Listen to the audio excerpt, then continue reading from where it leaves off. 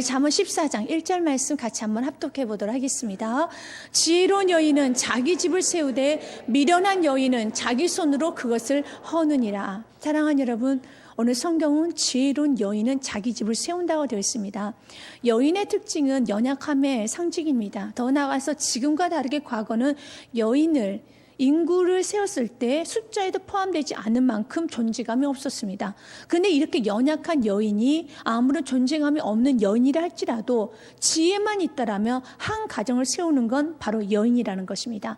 이 말은 단순히 아내, 단순히 어머니에게만 하는 말이 아닙니다. 우린 예수님을 신랑 삼고 사는 그리스도인의 신부의 모습을 가지고 있습니다. 우린 연약합니다. 우리는 아무것도 할 수 없습니다. 존재감이 없는 그런 무능한 자들입니다. 그러나 우리 안에 하나님의 지혜가 부어지면 사랑하는 여러분, 작게는 가정을, 사업장을, 이 나라 이민족도 세울 수 있음을 믿으시길 바라겠습니다. 오늘 성경은 지혜로운 여인은 자기 집을 세운다고 했습니다. 그러나 반대로 미련한 여인은 자기가 가장 사랑하는 사람을, 자기가 가장 사랑하는 자녀를, 자신의 집을 누가 허무느냐? 그 여인이 허문다는 겁니다. 우리는 이런 말 합니다. 내 마음은 그것이 아니었는데 내가 가장 사랑하는 사람에게 상처를 주고 내가 가장 지키고 소중히 여겨야 될 자녀에게 어떤 가정을 산산조각 부숴버릴 때가 있습니다. 또 내 자녀가 앞길을 나가는데 내가 발목을 잡는 그러한 위치에 있을 때도 있습니다. 그럴 때 이렇게 말합니다. 내가 얼마나 자녀를 사랑하는데, 내가 얼마나 가정을 위해서 많이 울었는데, 내가 이 가정을 위해서 이렇게 고생했는데 내 정작 무너뜨린 것은 자기 자신이라는 것입니다. 왜 그렇습니까? 미련하기 때문에 그런 것입니다.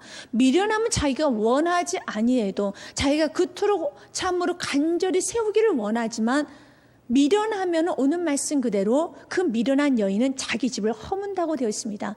그렇다면 미련함이란 무엇일까요? 미련한 것이라는 것은 참으로 비침이 있음에도 불구하고 알면서도 멈추지 못하는 게 미련하다는 것입니다. 그래서 세상에서도 이런 말을 하잖아요. 네가 이것이 잘못된 길로 알면 그만하고 왜 이렇게 미련하게 그 길을 가느냐라는 말을 하죠. 미련함은 그것이 미련함입니다. 미련함이 게 무엇입니까? 참으로 내가 알고 이 길이 잘못된 것을 알면 인정하고 참으로 잘못했습니다 고백하고 멈추고 뒤돌아서야 되는 겁니다. 그런데도 미련한 사람들 끝까지 그 길을 간다라는 것입니다. 가정 안에서도 그 미련함이 있으면 어떻습니까? 서로 속입니다. 서로 포장합니다. 서로의 위선을 끊임없이 내세우고 있습니다. 그러면서 잘못을 인정하지 않습니다. 고백하지 않습니다. 그러나 건강한 가정들은 그렇습니다. 자신의 잘못을 인정한다라는 겁니다. 건강한 가정은요, 서로에게 고백을 하며 용서해달라는 말을 참 잘합니다. 그리고 서로 품어줍니다. 이게 건강한 가정이에요. 자신의 문제를 참으로 가족 식구들에게, 때로는 부모님께, 내 남편에게, 아내에게 정직히 고백하고 내가 이렇게 잘못을 했습니다 라고 말을 하면서 서로 안아주는 가정, 가장 정직한 가정입니다. 그러나 미련한 가정은 서로 고백을 하지 않습니다. 서로 자기의 용서를 인정하지 않습니다. 자기의 잘못도 인정하지 않습니다. 그런 가정이 바로 아주 미련한 가정입니다. 우리는 이 나라 이민족을 바라볼 때 이런 생각을 합니다. 지금은 리더자의 부재라는 말을 합니다. 참으로 좋지 않은 리더자가 세워졌었을 때 어마어마한 아픔이 있다라는 걸, 우리가 감당할 수 없는 크나큰 문제가 우리에게 있다라는 걸 우리는 많은 것을 통해서 배웠습니다. 그래서 지금 리더의 부재에 대해서 외치고 있습니다. 진정 리더자가 잘 세워졌으면 좋겠다라고 말하면서 또 한편으로는 저 리더 때문에, 저렇게 잘못된 지도자 때문에 이 나라 이민족이 이렇게 돼가고 있구나 하면서 끊임없이 모든 문제의 원인을 그 리더자로, 그 지도자로 돌리고 있습니다. 옛적에 도산 안창호 스님이 이런 말을 했습니다. 조선이 망하게 된 것은 이완용 때문이 아니다. 또한 일본 때문도 아니다. 바로 우리 때문이다라는 말을 했습니다. 참 의미 있는 말입니다. 우리는 저 지도자 때문에, 저 사람 때문에 망했다라고 생각하지만 아닙니다. 우리 때문입니다. 그 리더자를 누가 뽑았습니까? 우리가 뽑았습니다. 우리가 결정해서 뽑았습니다. 그렇기 때문에 모든 문제의 원인을 그 한 사람에게 돌리는 것이 아니라 우리 모두의 책임으로 돌릴 수 있는 은혜가 있어야 되는 것입니다. 윈스턴 처칠이 이란 말합니다. 한 나라의 리더들의 수준이 꼭 그 나라 국민들의 수준이다라는 말을 합니다. 그렇습니다. 그 나라의 리더자의 수준과 또한 그 국민의 수준은 아주 동일합니다.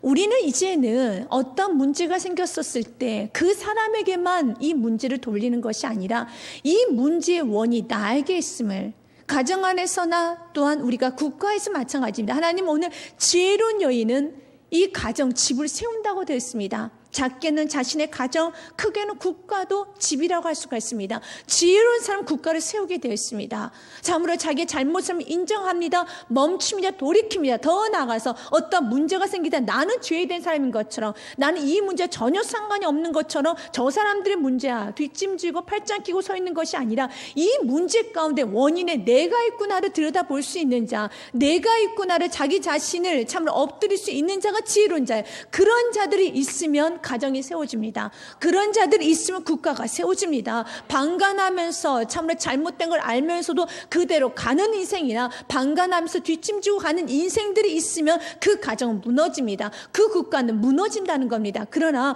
우리 그리스도인들에게서 가장 하나님께 주신 귀한 성품 중에 하나가 무엇입니까? 책임감입니다. 모든 문제를 가지고 나의 문제로 돌이킬 수 있는 은혜가 있다라는 겁니다. 더 나아가서 우리 그리스도인들의 가장 멋진 성품이 무엇입니까? 바로 하나님 말씀이 떨어지면 그 말씀에 엎드릴 수 있는 은혜가 있다라는 게 가장 멋진 그리스도인들의 모습입니다. 오늘 성경 말합니다. 너희가 이제 지혜롭게 살라는 것입니다. 미련하게 살아서 집을 무너뜨리고 가는 것마다 무너뜨린 인생이 아니라 한번 세워보는 인생이 되어라. 오늘 성경은 말하고 있습니다. 또한 2절에 보면은요, 여호와를 경외하는 자가 있고 여호와를 멸시하는 자가 있다라는 말씀을 하고 있습니다. 정직하게 행하는 자는 여호와를 경외하여도 패역하게 행하는 자는 여호와를 경멸하느니라 그랬습니다. 우리 그리스도인 로망 중에 하나는 여호와를 경외하는 삶을 살기를 원합니다. 그러나 아무나 여호와를 경외할 수는 없어요. 성경에서는 여호와를 경외하는 자는 정직한 자들만 여호와를 경외할 수 있다고 말씀하고 있습니다. 그렇지만 이 정직이 우리 안에 있느냐, 이것에 대해서 우리가 참 고민할 수밖에 없습니다. 내 안에 정말 정직이 있을까? 무엇이 정직일까? 너무너무 고민스러울 때가 있습니다.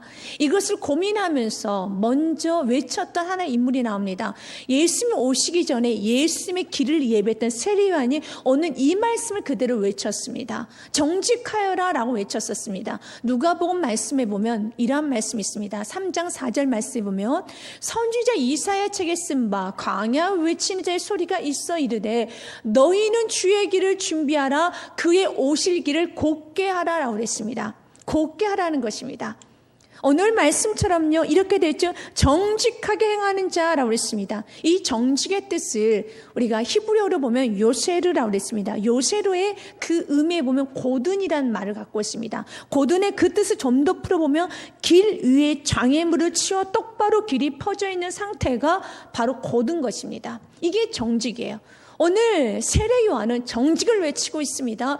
그가 주의 길을 준비하라 그의 오실 길을 곧게 하라 모든 장애물들을 치우라는 것입니다. 좀 더 구체적으로 5절 말씀에 보면 그 장애물을 이렇게 표현하고 있습니다. 모든 골짜기가 메워지고 모든 산과 작은 산이 낮아지고 굽은 것이 곧아지고 험한 길이 평탄하여질 것이요 이제는 회개하라는 것입니다. 너 안에 있는 욕심의 산들을 제거하고 너 안에 구부러진 마음들을 곧게 피고 모든 권모, 술수, 분노, 시기, 질투, 욕심 모든 걸 다 버리고 곧게 할 건 곧게 하고 낮출 건 낮춰서 길을 평탄하게 고든 길로 만들라는 것입니다. 그래서 세례요한이 외쳤던 게 회개하라 외쳤다는 것입니다. 그러나 자존감이 너무 낮았던 용서의 하나님을 만나지 못했던 유대인들은 눈을 감아버립니다. 귀를 닫아버립니다. 그리고 회개하지 않습니다.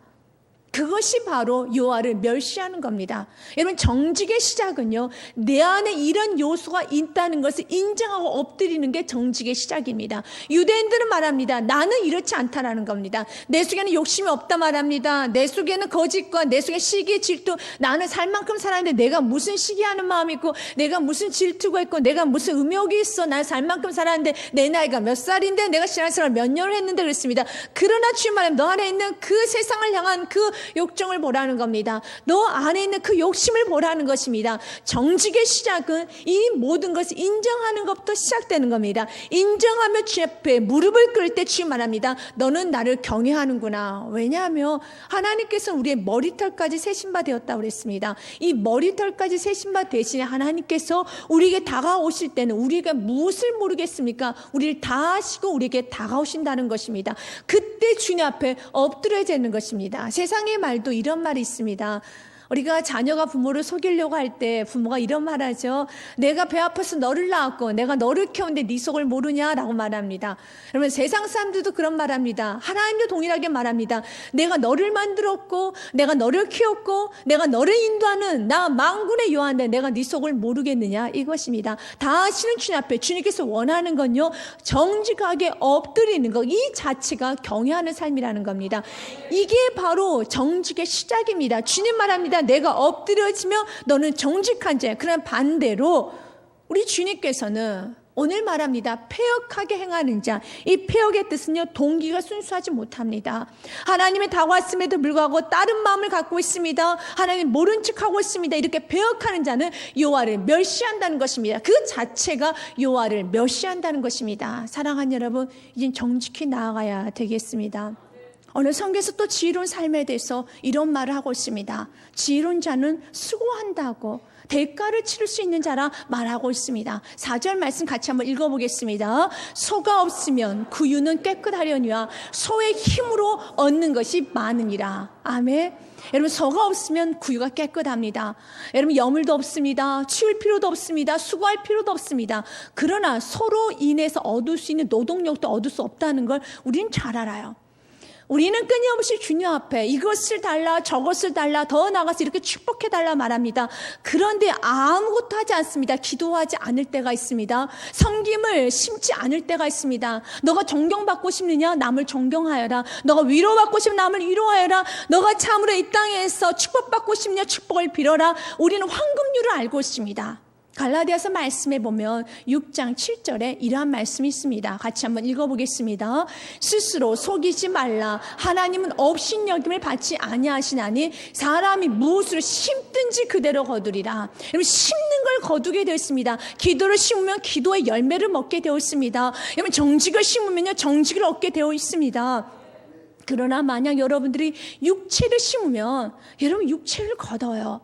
7절 말씀, 8절 말씀에 자기 육체를 위하여 심는 자는 육체로부터 썩어질 것을 거두고 성령을 위하여 심는 자는 성령으로부터 영생을 거두리라. 너가 무엇을 심느냐에 거둔다는 겁니다. 사람들은요 심는 대로 거둔다는 걸 잘 알고 있습니다. 그러면서 그 앞줄에 아주 무서운 말 있죠. 심지도 않으면서 거두려고 하는 것을 지금 이런 말합니다. 너는 왜 나를 만홀히 여기느냐고. 이게 바로 갈라디아서 6장 7절 말씀이지 않습니까? 스스로 속이지 말라. 기도도 하지 않으면서 주님의 헌신의 삶을 살지도 아니하면서 너가 나를 최고로 너가 나를 참으로 구원자 구주로 안다면 너가 나를 왕으로 섬기지도 않으면서 너는 나에게 왕의 자녀처럼 누기를 원하느냐? 그렇지 말라는 겁니다. 스스로 속이지 말아라. 나를 만홀히 여기지 말아라. 하나님은 업신여김을 받지 아니하신다고 성경은 말하고 있습니다. 주님은요 주님을 존중히 여기는 자를 주님은 존중히 여겨주십니다. 여러분 주님을 지금 어떻게 섬기고 있습니까? 여러분 진짜 하나님의 자녀이십니까? 여러분 하나님이 만유의 주제라는 거 아십니까? 하나님이 여러분의 구원자인 거 아십니까? 그러면 구원자답게 섬기십시오. 그분이 만유의 주제라는 거 알면 만유의 주제답게 섬기시길 바라겠습니다. 그렇게 섬기지도 않으면서 왜 주님 나에게 당신의 자녀라면서 당신의 자녀를 이렇게 축복하지 않으십니까? 그렇게 말씀하지 마시고 하나님을 하나님처럼 섬겨보라는 것입니다. 소가 없으면 너희가 수고를 하지 않기 때문에 소가 없으면 구유가 깨끗해서 너가 지금 당장에 수고는 하지 않을 것이다. 참 편하게 살 수 있을 것이다. 그러나 소로 인해서 얻을 수 있는 이득도 생각하지 말라는 거예요. 사랑하는 여러분, 우리는 좀 불편함을 이제는 좀 감당할 수 있어야 됩니다. 불편함을 여러분 익숙해져야 되는 겁니다. 그리스도인들이 너무 편하게 살면 안 됩니다. 이 나라 이민족은 해방과 어떤 가난의 사슬에서 풀려난 민족입니다. 그 이유가 왜 그렇습니까? 수많은 신앙의 선배들이 웅크리면서 기도하는 시간이 있었습니다. 눈물로 기도했습니다. 무릎으로 기도했습니다. 그 눈에 눈물이 마를 날이 없었다는 것입니다. 그래서 이 나라 이민족에 남전도회가 있었습니다. 여전도회가 있습니다. 말 그대로 전도하고 사는 것입니다. 흩어지면요 전도하고 모이면 기도했습니다. 그러나 지금 남전도회 여전도회 모이면 세상 자랑 자기 자랑 흩어지면 007 그리스도인 돼서 세상을 탐닉하고 있으니 그러니까 우리가 아무것도 안 심으면 다음 세대가 무엇을 먹을 수 있겠습니까? 심어야 된다는 겁니다. 심으면 반드시 거두게 되어 있습니다. 여러분 기도하는 사람이 한 사람만 그 가정에 있어도 하나님은 반드시 축복하고요. 여러분 기도하는 어머니가 있으면 그 자녀는 반드시 축복이 임합니다. 반드시 축복이 임한다라는 것입니다. 기도를 심었는데 하나님을 경외하며 거룩한 주의를 지키며 하나님 앞에 살았던 그리스도인가, 그렇지 않게 살았던 그리스도인가 어찌 똑같아지겠어요? 똑같은 법은 없습니다. 반드시 다릅니다. 반드시 다르게 되어 있다라는 것입니다. 제대로 사십시오. 오늘 성경은 말합니다. 좀 불편한 거 알아. 소를 키운다는 것은 너의 수고가 많다는 거 알아. 그러나 키우면은 소로 인해서 얻을 수 있는 많은 이득도 있을 것이야. 그걸 기대하면서 심으라는 것입니다. 불편하여도 기도를 심으십시오. 여러분 좀 힘들어도 여러분 나를 비우고 자기 자신을 부인하고 참으로 성기가 헌신의 삶을 사십시오. 이러면은요 여러분 그 헌신에 맞게끔 주님은 축복하여 주십니다. 오늘 성경은 또 우리들에게 5절과 6절 말씀을 통해서 이런 지혜로운 말씀을 주십니다. 신실한 증인은 거짓말을 아니하여도 거짓 증인은 거짓말을 뱉느니라 라고 되어 있습니다. 신실한 증인은 거짓말하지 않습니다. 여기에 신실은 하나님께서 쓰이는 하나님의 속성 중에 하나가 신실함입니다. 그래서 우리 하나님은 회전하는 그림자도 없으시다 말합니다. 항상 약속을 그대로 지키신다는 겁니다. 이게 신실해요. 우리도 거짓말하면 안 됩니다. 거짓 증인 삶 살면 안 되고 하나님께 주셨던 약속의 말씀 그대로 붙들고 그래서 선포하며 살아야 되는 겁니다. 하나님께서 아브라함에게 약속을 하셨죠. 아브라함은 자녀를 가질 수 없는 상태입니다. 그러니 하나님이 약속을 하셨어요. 내가 너에게 자녀 아들을 줄 것이다 약속했습니다. 그런데 우리 아브라함은 신실하지 못하게 살았었습니다. 그래서 그는 사라의 첩 하갈을 통해서 이스마엘을 낳았어요. 그 이스마엘을 낳고 난 후에 하나님은 신실하셔서 하나님 약속 그대로 아브라함에게 이삭을 주었었습니다. 그러나 그 아브라함은 하나님의 약속의 말씀을 믿지 못하고 거짓스러운 삶을 살아서 나타난 결과는 이스마엘을 통해서 어떤 일이 일어납니까? 그 이스마엘이 이삭을 끊임없이 못 살게 굽니다. 이삭을 힘들게 합니다. 삶이 엉클어지기 시작합니다. 여러분 주님 우리에게 요구하는 게 있습니다. 거짓말하지 말고 참으로 거짓 증인 되지 말고 약속의 말씀 붙들고 내가 너에게 약속했으면 우리 주님은 영원히 신실하신 분입니다. 이제 너희도 그 약속의 말씀을 끝까지 가라는 겁니다. 인간적인 방법 쓰지 말아라. 이스마엘 만들지 말라는 겁니다. 삶 가운데 이스마엘이 있으면 엉겅퀴가 엉키게 되고 있습니다. 엉겅퀴 엉켜지게 되면요 아주 삶이 힘들어져요. 여러분의 가정에 하나님의 방법이 아닌 인간적인 방법으로 만들어낸 결과가 무엇이 있습니까? 이걸 빨리 주님의 회개가 끊어내야 된다는 겁니다. 이스마엘을 끊어내시기 바라겠습니다. 내가 신실하지 못하여서 약속의 말씀 끝까지 붙들지 못해서 세상 방법 취해서 내가 어그러졌던 인생들을 이제 주님의 정직히 내어놓고 주께 나아갈 때 하나님 그 엉겅퀴들을 그 이스마엘들 제거하여 주실 것입니다. 성경 우리에게 말합니다. 신실한 증인이 되어라. 거짓말을 뱉지 말라는 겁니다. 하나님 앞에 거짓말하지 마십시오. 사람들에게 거짓말하지 마십시오. 진실하고 정직하게 가정 안에도 거짓말하지 마십시오. 진실하게 살아가시길 바라겠습니다. 하나님께 주신 그 약속의 말씀 그대로 내 그리스도를 살아야 돼. 그 삶의 원칙 그대로 살아가십시오. 그럴 때 하나님께서는 그 삶을 보장하여 주십니다. 신실한 증인이 되는 사람들은요 여러분 참으로 악한 자, 미련한 자를 가까이 하지 않습니다. 6절과 7절 말씀에 보면 거만한 자는 지혜를 구하여도 얻지 못하거니와 명철한 자는 지식 얻기가 쉬우니라 라고 했습니다. 여러분 거만함은 지혜를 받을 수 있는 통로를 차단하는 것이 거만함이에요. 여러분 안에는 거만함이 끊어져야 돼요. 그러나 인간은 잘나지도 못하면서 인간은 피조물이면서도 어찌나 인간은 좀 거만함이 있습니다. 그래서 이 거만함을 보기 위해서 어린 아이들을 통해서도 봐도 참 잘 보여요. 어린 아이들은 뭘 배웠겠습니까? 3, 4세, 5세, 6세 아주 어린 아이들도 보면 그 거만함이 있어서 어떻게 합니까? 자기보다 나이가 어리거나 자기보다 몸이 작거나 자기보다 무엇을 갖추지 않은 친구들을 보면은요 그 친구들 누릅니다. 그 친구들 때리고 도망갑니다. 그 친구들 위협합니다. 너는 나에게 언니라고 말을 해야 돼. 넌 나를 따라와야 돼. 넌 나를 꼭 언니라고 말을 해야 돼. 누릅니다. 못 살게 굽니다. 이것이 3, 4세, 5세, 6세만 돼도 서열이 정확하게 구분된다는 겁니다. 우리는 너무 잘 알고 있습니다. 인간들은요 거만함이 있어요. 남을 누르고자 하는 마음이 있습니다. 이제 사람들만 누르는 것이 아니라 세상의 이 거만함이 하나님의 말씀도 누리려고 합니다. 하나님 앞에서도 누리려고 합니다. 이 예배 시간에도 하나님께서 말씀을 전하지 못하게 누리려고 하는 그 악한 마음이 있다라는 것입니다. 하나님의 말씀 들으십시오. 거만한 자는요 내가 아무리 지혜를 받고 싶어도 지혜가 그에게 임하지 않아요. 그러나 반대로 명철한 자는 지식 얻기가 쉬우니라 라고 했습니다. 여기서의 명철하다는 뜻은요, discern, 알아차리다 라는 뜻을 갖고 있습니다. 알아차립니다. 또한 이해하다, understand 의미가 있습니다. understand의 뜻이 무엇입니까? 내 마음을 낮추고 아래에서 위를 쳐다보는 겁니다. 거만한 자는 위에서 아래로 내려다봅니다. 어떻게 크신 하나님을 위에서 아래로 내려다보면 내가 보이겠습니까? 내가 무릎을 꿇을 때 크신 하나님이 보여지는 겁니다. 절대로 내가 거만해지면요, 하나님의 뜻을 알 수가 없습니다. 그래서 오늘 여러분들이 기도하십시다. 하나님, 내 속에 하나님 말씀조차도 내 생각으로 내 경험으로 누르고자 하는 이 거만함을 제거하여 주시옵소서. 항상 하나님 말씀 앞에 내 이해하고자 하는 마음, understanding, 내가 낮추고자 하는 마음, 내가 참 무릎을 꿇고자 하는 그 마음을 나에게 주십시오. 그런 자는 지식 얻기가 쉽습니다. 하나님 말씀이 너무 잘 이해가 된다라는 것입니다. 또한 이런 지혜로운 자, 명철한 자는요, 거만한 자와 함께 다니지 않습니다. 왜냐하면 거만한 자는 그 입술에도 지식이 없어요. 7절 말씀에 보면 이런 말씀이 있습니다. 너는 미련한 자의 앞을 떠나라. 그 입술에 지식이 있음을 보지 못함이니라 그랬습니다. 미련한 자는 입술에 지식이 없어요. 하는 말마다 미련스러운 말을 합니다. 그래서 그런 사람들과 어울리지 말라는 거예요. 그런 거만한 무리들과 그런 미련한 무리들과 어울리지 말고 나오라는 겁니다. 거기에 나와서 이제 신실의 겸손한 자들 무리 사이에서 껴서 겸손이 무엇인가를 배우라는 것입니다. 여러분 지금 누구랑 같이 다니고 있습니까? 누가 즐겁게 지내고 있습니까? 어떤 무리들과 여러분들은 그렇게 흥겨하고 있습니까? 그 무리들이 거만한 무리라면 이제 나오십시오. 그러나 여러분들이 지혜로운 자, 겸손한 자, 여호와를 경외하는 사람들과 어울리기를 즐겨하시길 바라겠습니다. 이게 축복이라는 것입니다. 8절과 9절에는 지혜로운 자는 자기 위치를 안다라는 말을 하고 있습니다. 자기 갈 길을 알며 자기가 어디 서 있는지를 안다라고 말했습니다. 이게 참 은혜스러운 말씀이죠. 우리 8절 말씀 같이 한번 읽어보겠습니다.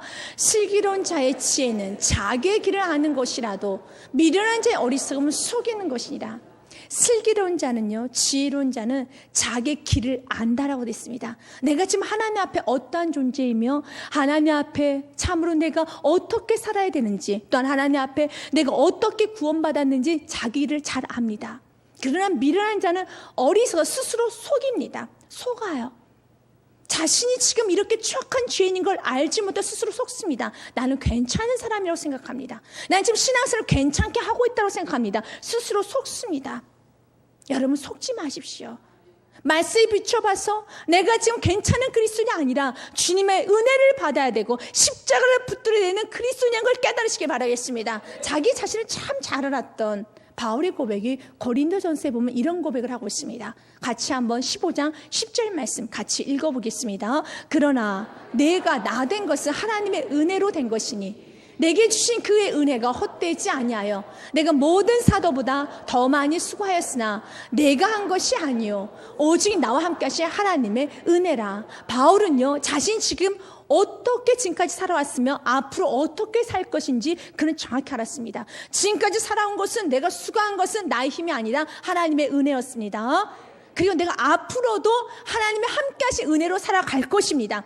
자기를 너무 잘 알았어요. 자신은 경험이 있기 때문에, 실력이 있기 때문에, 자신이 이렇게 신령한 계시를 받았기 때문에, 많은 체험을 했기 때문에 나는 문제없어 확신하고 살아가는 것이 아니라 주님이 함께 하시면 됩니다. 나는 이 은혜를 붙들고 살겠습니다. 성경을 이렇게 은혜를 붙들고 사는 사람은요, 그런 사람은 끝까지 정직하게 살아갈 수 있다라는 말을 합니다. 그러나 은혜를 붙들지 않는 사람은요, 너무 쉽게 죄를 범해요. 자기의 은혜를 붙들지 못하고 참으로 이 지금까지 살아온 것이 은혜고 앞으로도 은혜가 아니고선 내가 넘어질 수밖에 없는 존재를 아는 사람은 죄를 짓지 않습니다. 그러나 은혜를 붙들지 않는 사람은 죄를 너무 쉽게 져요. 이 말씀이 9절 말씀에 있는 것입니다. 9절 말씀 같이 한번 읽어보겠습니다. 미련한 자는 죄를 심상히 여겨도 정직한 중에는 은혜가 있느니라. 심상히 여긴다는 뜻은 죄를 가볍게 여겨요. 너무 쉬워요. 그 사람은 죄 짓는 건 너무 쉽습니다. 왜냐하면 은혜 안에 거하지 못하기 때문에. 반대로 은혜 안에 거하는 사람들은 정직하게 삽니다.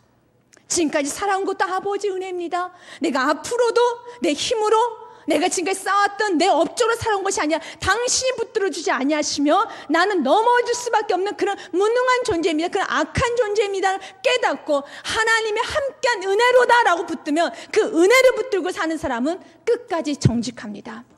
여러분, 은혜를 붙드십시오. 은혜를 붙든 사람은요, 죄를 쉽게 여기지 않아요. 지금 한국을 바라볼 때, 한국에 있는 그리스도인들을 바라볼 때 이렇게 말합니다. 왜 그리스도인을 하는 사람들은 저렇게 죄를 쉽게 저지르고 또 회개하고 어떻게 저렇게 죄를 쉽게 저지를까? 은혜 안에 거하지 않기 때문에. 사랑하는 여러분, 은혜 안에 거하십시오. 여러분, 어떻게 구원받았는지 기억하십시오. 구원의 대가로 우리 예수님이 어떤 대가를 치르셨는지도 기억하십시오.